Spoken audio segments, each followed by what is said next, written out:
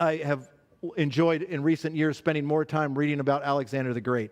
He's mentioned, by the way, and his army's mentioned, and Greece is mentioned, and what they would do in the book of Daniel. It's a prophetic passage. It's history now, so 300 A.D. But as he was conquering the Persians, he says this: our enemies, the Medes and the Persians, men who for centuries have lived soft and luxurious lives. We of Macedon, for generations past, have been trained in the hard school of danger and war. In other words, what he's saying to him, you know what? Those guys are really soft.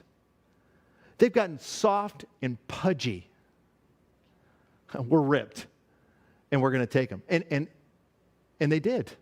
And they did. Can I just say this? Israel goes into the land. They have prosperity, blessing, freedom.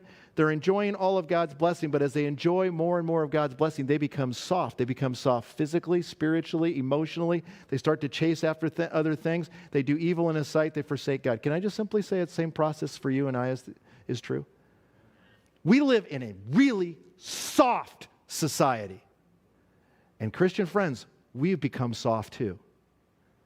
I mean, you go and see our brothers and sisters in Cuba. You go see our brothers and sisters who are living in northern Nigeria. You go see our brothers and sisters that are living in Somalia or Ethiopia. Or you go see our brothers and sisters that are living in India, or our brothers and sisters who are living in Vietnam and Cambodia and North Korea. I'm telling you, we're soft. And you and I need to learn the art of war, and that is, God, how do we do this battle to please you in this generation? How do we keep from being in this cycle? We are soft. The church is soft. Americans are soft. That's why our nation is in danger, and that's why churches are in danger. That's why you and I, our own spiritual life. Just recently, I was out in San Diego at a meeting with some pastors, and it was so nice. It was sunny. It was warm. We were running on the beach. It was great. The last day, my grandsons had come out, and so we were going to get one of those carts. You know those carts that you carry luggage on?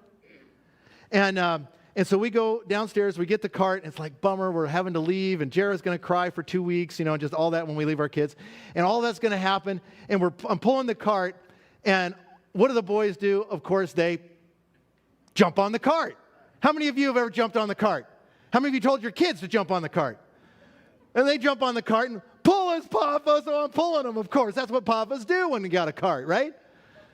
And right then, this hotel guy comes running out and goes, hold it, you kids got to get off of there. It's dangerous.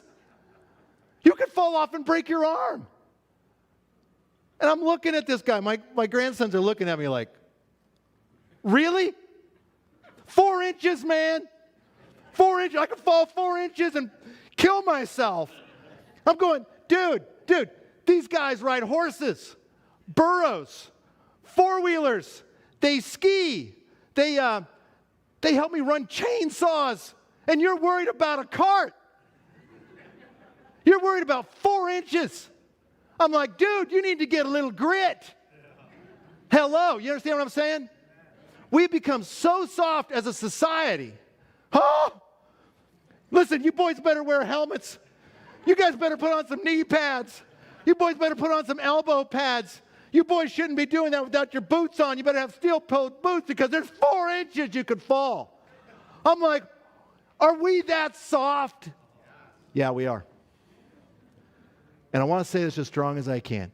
Get a little grit for Jesus. Because spiritually, that's pretty much how soft we become as a church. Beloved, I love you. If you learn anything from the book of Judges, it's this. In chapter 3, it's you got to learn the art of war. You got to follow God. And it's dangerous. Hey, guys, look at me. All you guys, look at me. You want a little danger in life?